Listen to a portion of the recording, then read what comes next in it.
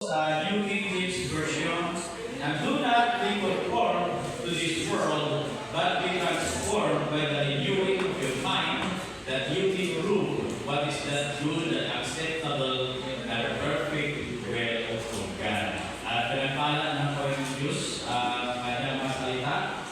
Hallelujah! Tayo pa na namin at kailangan Diyos na masarapat muli sa pagkakataon na binigay niyo po sa amin na kami po ay mag-gather together sa lugar na ito para piliin ka, sabahin ka, makinig ng iyong mga salita at mensahe na nais mo po parating sa amin sa umagang ito.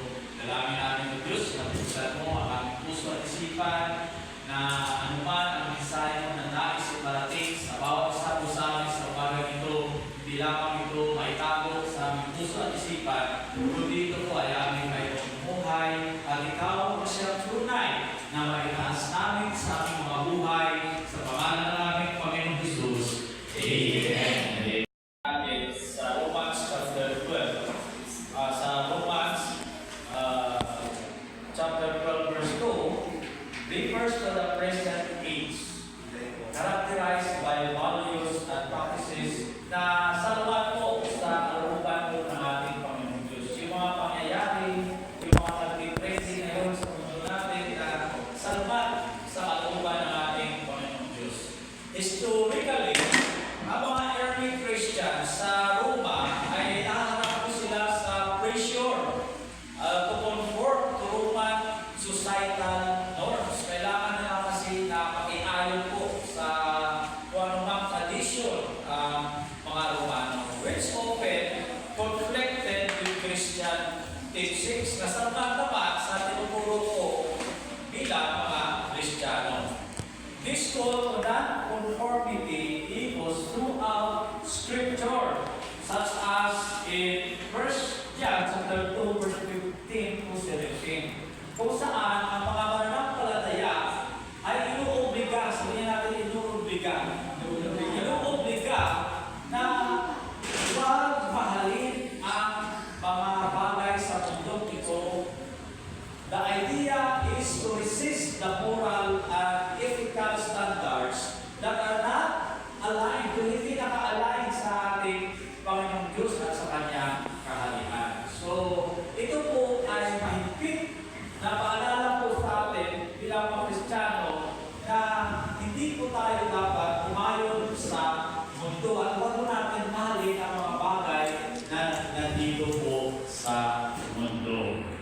Can you see that? Amen. We are destined to live an extraordinary life.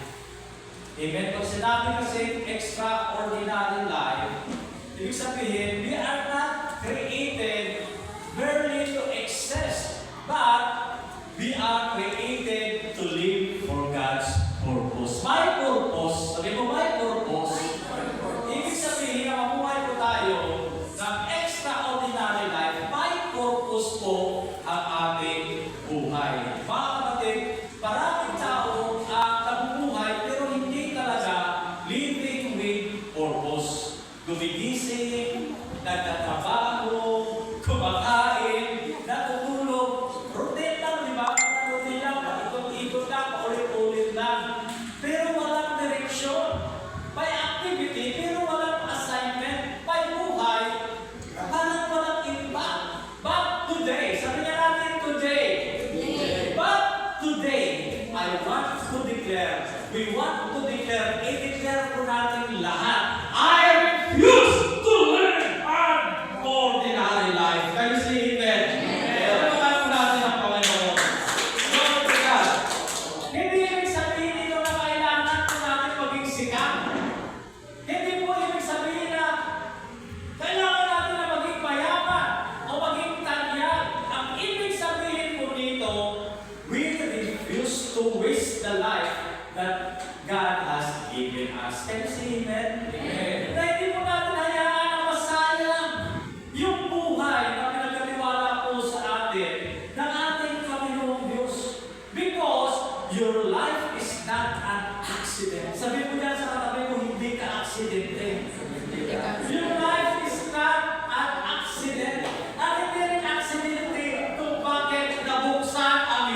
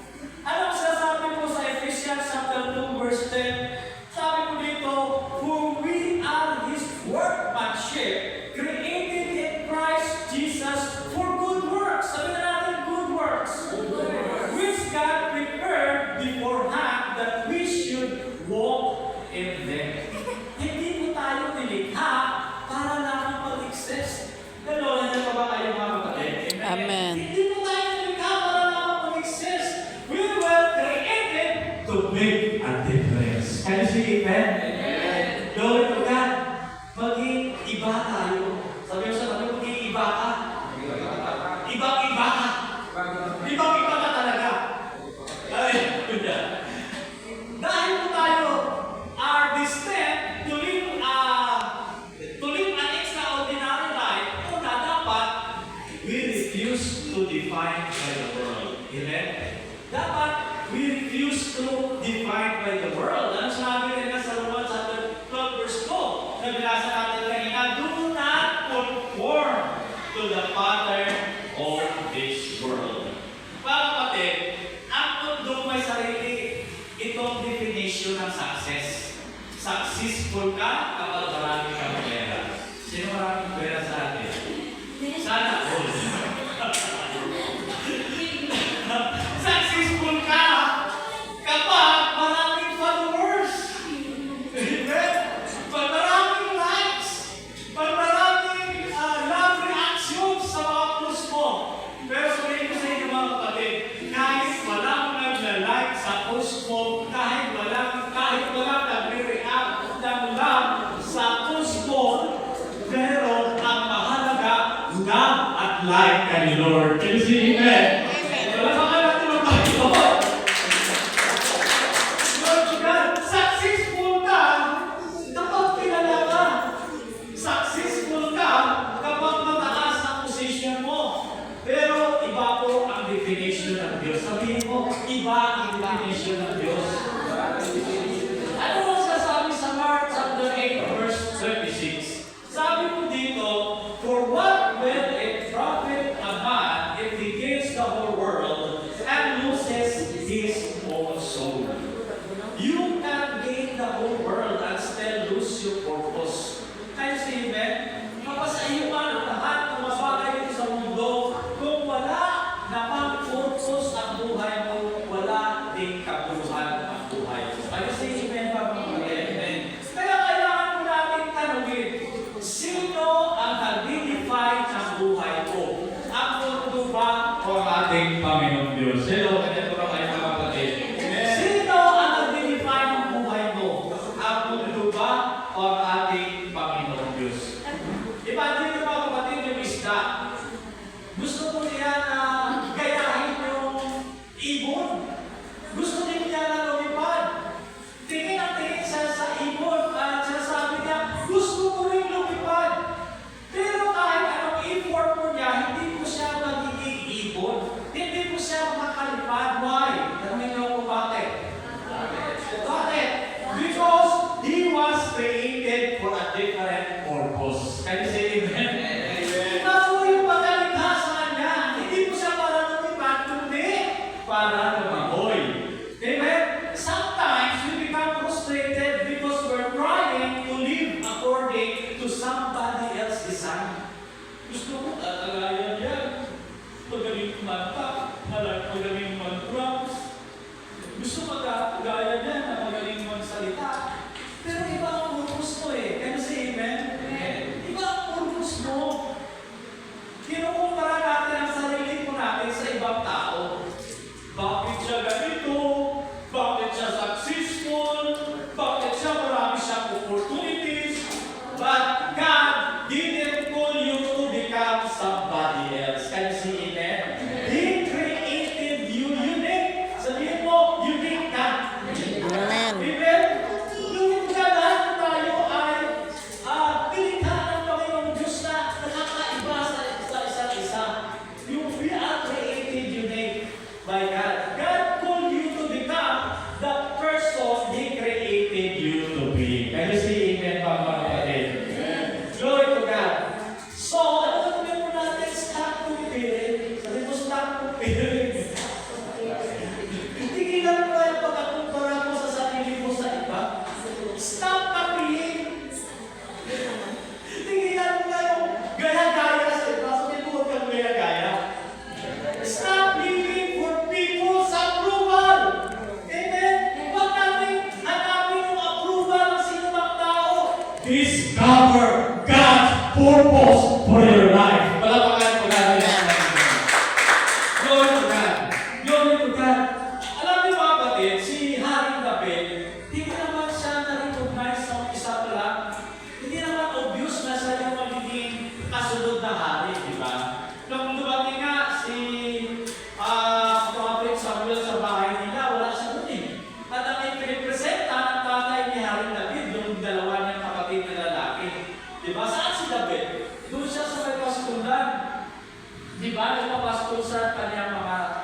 he was out taking care of sheep.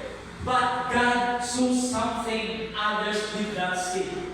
Merong nakikita ang Panginoong Diyos kay David na hindi nakikita ng ibang tao. Merong nakikita si Lord sa buhay mo na hindi nakikita ng ibang tao. Can you see amen? Amen. Glory to God.